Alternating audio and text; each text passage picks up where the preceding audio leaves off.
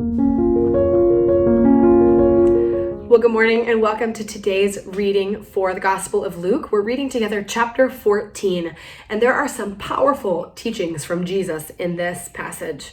But I want to focus our talk this morning just on the first couple lines. It's a story about Jesus having dinner on the Sabbath at the home of one of the lead Pharisees. So Jesus is the guest at this well-respected high office. He's a religious scholar and he's a legal scholar. So he not only has religious power and influence, but also political power and influence. So just to imagine, Jesus is dining. They used to dine laying down Roman style. So they would be laying on their side, reclined around the table. So you can smell the food, hear the servants bustling in and out, and who knows what the conversation is like.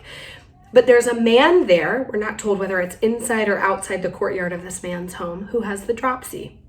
I don't know what that means. It may mean that he has seizures or that he's lame, but we know he is disabled, which would disqualify him from temple worship. He is on the outside of what this Pharisee is at the center of. This man is excluded, and this man, the Pharisee, the host, is included. In fact, he may be one of the ones excluding according to the religious law. And over the course of the meal, Jesus says, is it lawful to heal on the Sabbath? Now, technically, the answer according to the Mosaic law would be no, because there were all sorts of rules and regulations about what you could and couldn't do. But the Pharisees are kind of sensing this may be a test, so they wisely hold their tongue. They're quiet. Jesus reaches out and he heals the man and sends his way. We don't know what the reaction is, but Jesus says to them, which one of you, if you had a son or an ox who fell into a pit, who got hurt, wouldn't reach out and grab his hand? Which one of you wouldn't break the law for love?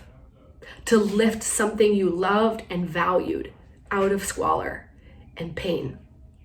And as I read this today, I'm aware of my own tendency towards self-righteousness and judgment. I am aware of the ways that I look at the world and people around me, and I judge based on how they are relating to the way I think God thinks we should live. And that's what's happening here. Are you living God's way? And Jesus is holding up the law, and he's not breaking it. He's actually revealing that the whole point, the heart of the law, is about love. It's about restoring people to wholeness. That the law, that following what God wants for us, isn't this overbearing, burdensome task. It's actually about liberating us to become who God made us to be. In the case of this man at the dinner party, Jesus heals him so that he can physically walk, in which case he would also be restored back into the family of God, into temple worship.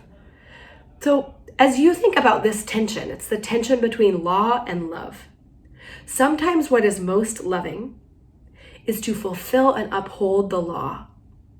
But sometimes I forget that the point of the law is love. The point of why Jesus tells us to love our neighbor, to give generously, to use our bodies for sex in certain ways, is because he loves us, and his desire by giving us the law is to make us healed and healthy and whole. Where do you need to think about that in your life today? Who are you not loving because of the way they relate to what God says about the world?